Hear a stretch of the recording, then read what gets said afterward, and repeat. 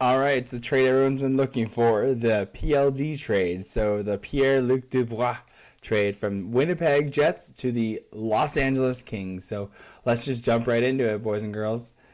He, she's, theys, all them. So, anyways, here we go. The Pierre Luc Dubois signed. By the way, he did a sign and trade, right? So he signed for $8.5 million for 8 years with the Winnipeg Jets. So these new sign and trades are becoming very fashionable.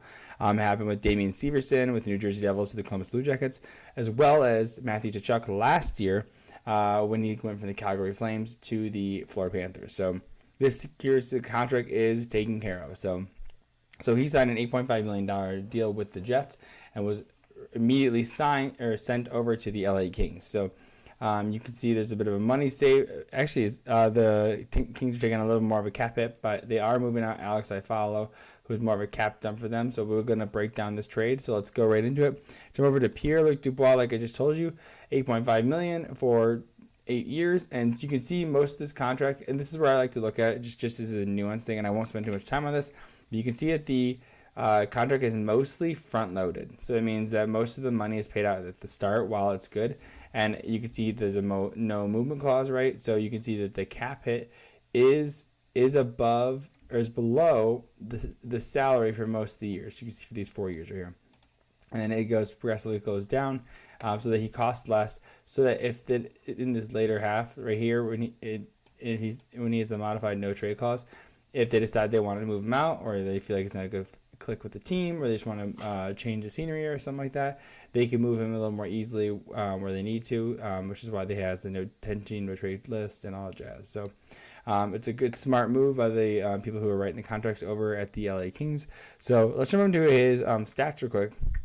I think an $8.5 million is a lot for a player, Pierre Luc Dubois caliber. So you can see here, you can see 48 points, and he's just starting out in the NHL, 48 points in 82 games. 61, he's getting better. 49, staying pretty much on pace. A little bit of a dip. You have COVID year, 20 or half point per game, 20 and 41. 60. So he does get traded, but so here he gets traded. It's a little difficult of a transition. You can see he gets a lot of penalty minutes though. 106 in this year, Jesus. But he still got 60 points, which is really good. So. You can see 60 points in 81 games. Then he plays less games and has more points. So hitting the 27, 28 goal mark, which is awesome. Almost a 30 goal scorer. I think that's what they're anticipating for him too, because he's only, I think, 25 right here. So he's only 25. So he could hit that 30 goal mark. It's definitely possible on a team like the LA Kings where he could play really well, right? Previously playing with Columbus, not necessarily a perennial playoff team. Nor were the Jets. They did okay, but they never were just the dynamic team that they needed to be for Pierre Luc Dubois. But with the team like the LA Kings coming out of the Pacific, going to be one of the big Stanley Cup contenders over the next couple of years, probably for the next 5 to 6 years, I can definitely see that this contract working out really well for them, especially with the cap going up. Not this year. This year's only going up $1 million. The next couple of years, it would jump up 4, 5, 6 million. So I'm excited for that. So let's jump over. One of the reasons I wanted to point out the LA Kings is they did move out a couple of pieces. Actually, we'll jump over to the list of people who are leaving. You have Gabe Gallardi, right? Alex Iafallo and Rasmus Kumpari. And one of the reasons they're moving out Gabe. So this is actually pretty big when you think about what they're trading, because if you're not familiar with the players, just to give you an idea, Gabe Gallardi, first round draft pick, 2017. Rasmus Kumpari, 2018, I believe it was 2018 first round draft pick, right?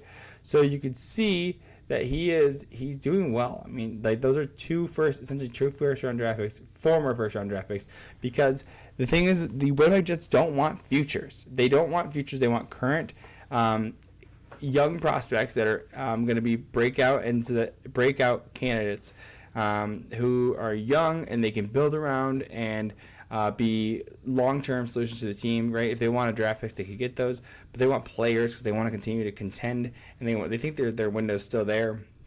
I could see them doing a retool on the fly, which is why they're taking players. And then of course Alex Iafallo is probably just to make the money work. And the second round pick is kind of just a hey, here's a sweetener too. So let's go over what else they're getting with Gabe Velarde. That's what I just say. So right winger, drafted 11th overall, so he's a high a high prospect, almost top 10. So really had a hard time breaking out into there. So you could see into the team. You could see play with the AHL affiliate. Then he was playing nothing great. Again, you're a right winger, so you should be a forward. Putting up points, 23 and 54. Then you only getting 7 and 25, so they sent him down to the AHL. He did phenomenal in the AHL in 21-22, 38 points, 39 games, almost a point per game, and really showed up this year, 41 points in 63 games. So he's definitely starting on the trajectory of coming up. But again, to get a good player, you need to trade a good player, and this is that good player that they are sending out. And I think he's going to be great. He's going to be really good in the NHL. So I'm excited for them. For the Winnipeg Jets and who they're picking up. So, but he, by the way, this is someone who's going to need. He's an RFA, right here. You can see he's an RFA. So this is only the signing rights for him. So they will have to sign him by the end of the week before he hits free agency. So, and I think that's something they can do. I think his last contract wasn't anything crazy. It's just more of a bridge deal, and so he'll be looking to get paid with the 41 points in 63 games. I think with the Winnipeg Jets, they're going to probably end up bridging him again at 23. So might give him a 2-3 year deal. Put him right up to free agency, and then see what they want to do with him, and see if they want to extend him long term, and figure out what direction they want to go. So I could see him getting, as a right winger, maybe $4.5 million. I could see $4.5 million for 3 years, just to get him by, and just to keep him enticed to stay in the organization. So I definitely could see something like that. Rasmus Campari, 20th overall, so still a first round draft pick, but again, kind of hitting that stride of 23. Really would like to see more out of him, especially as a center. The one downside of being a center on the LA Kings is that your center depth is very deep. So one of the reasons I wanted to point out why they're sending out Rasmus Campari, who again is a first round draft pick, but not a high first round draft pick. So I mean, it's hard to break out into a center depth role when you have Anze Kopitar. You have Pierre Luc-Dubois. You have Philip Deneau, mind you. So that's 1, 2, 3. Those are your top 3 centers right there, right? And so then you have Quentin Byfield down here as well as Blake Lizotte, which I think he's more of he can move to the wing if they need him to. He's more of a fill-in. Yeah. And then, but Quentin Byfield, where's the space for him to try and break into that role? I think it's going to happen with this Anze Kopitar. I think they're going to continue to foster Quentin Byfield so that he can kind of grow into a role. And then once Anze Kopitar decides to retire or take a cheap contract, they'll move Quentin Byfield up. You'll see Pierre Luc-Dubois take the number 1 spot. You'll probably end up seeing Byfield take the 2nd C, and then again Deneau staying at that 3rd C. Great shutdown defense. Great shutdown forward. Probably one of the best shutdown forwards. Probably is the best shutdown center in the league. So again, Rasmus Campari. One of the things that they traded him away. Again, the depth on center is pretty big on the LA Kings. So you can see right here with the LA Kings that he tried breaking in a bunch. He got a 7 games here stint with the LA, only got 1 point. Again, tried to break in. Again, with the Reign doing okay, you can see he did well here this last year, 9 points in 11 games. Only 15 points in 66 games with the LA Kings, 13 points, 57. You'd like to see a little more progression there. And that's the only issue with him, is that I think there's just not enough. There's too much depth for him to try and break into it.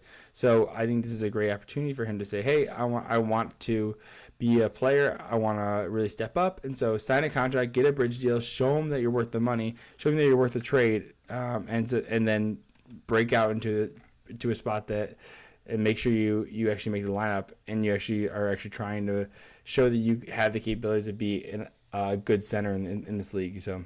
Lastly, is the Alex Iafallo portion of this. So what ended up happening is that he is a great player, undrafted. So they signed him, 29 years old. So not old, but not young. Almost he'll be 30 this year. So they're looking to move this contract off. Again, a good player though. That's the thing. Again, Winnipeg wants good players. They want players that are good players that can still play in as an NHL player. They don't want just a 34-year-old where they're kind of done and out with. They don't want bad contracts. They want people that are going to play an important role in there. And you can even see in the playoffs, you could hear 6 games, 4 points, 3 goals for Iafallo, 36 points, 59 games.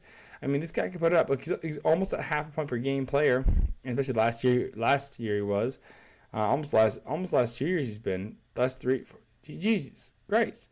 I mean, his first year's the only one that's really bringing him down with 25 points in 75 games. But like I was saying, with Iafallo, he is an actual roster player. He's good. He's going to be there for a little bit. So let's jump over to his contract real quick just to see where we're at.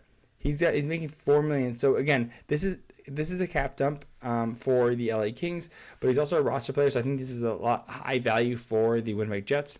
You get him for 2 years at $4 million, which isn't crazy, especially for his production. So I think the Winnipeg Jets are going to be really happy with this deal. I think it's a win-win, in my opinion, for both teams. I think, again, you got Pierre Luc-Dubois going over to the LA Kings. Great center.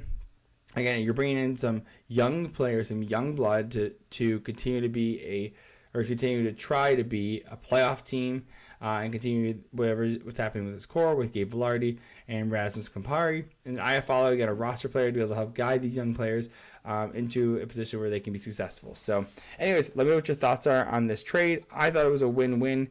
I think it was great for LA. I think they paid a lot for Pierre-Luc Dubois financially and with a lot of assets, but this could really work out because he's a very good center.